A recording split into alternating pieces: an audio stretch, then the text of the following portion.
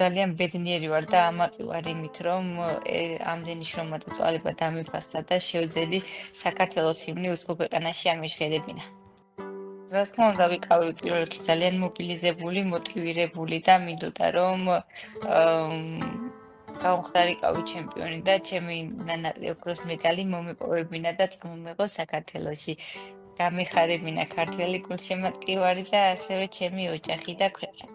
ჩემთვის დიდი პატივია და დიდი მოტივაცია არის, რომ ქართველი ერინ გულშემატკივრობს, მინდა აღვნიშნო ჩვენს ტრიბუნებზე მყოფი ქართველები ძალიან გულშემატკივრობდნენ და ძალიან უნდათ, რომ გამხდარიყავი ჩემპიონი, ყველა ძალიან მობილიზებული იყო და ყველა მღელვარებით მიყურებდა თუ როგორ ვიასპარეზებდი.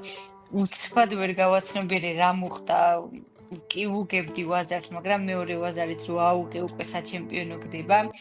მეგონა რომ აიო არ მომცემდნენ და მაინც რაღაცაით მობილიზებული ვიყავი, რომ წყნარად ყოფილიყავი და როდესაც უკვე გამარჯვება, ანუ ამიწიეს, გავაცნობიერე რომ მე ის შეხვედრა მოვიგე და ძალიან რთული მეტოქე მარტივად დავამარცხე. ჩემი გულშემატკივარი ჩემი ოჯახი არის.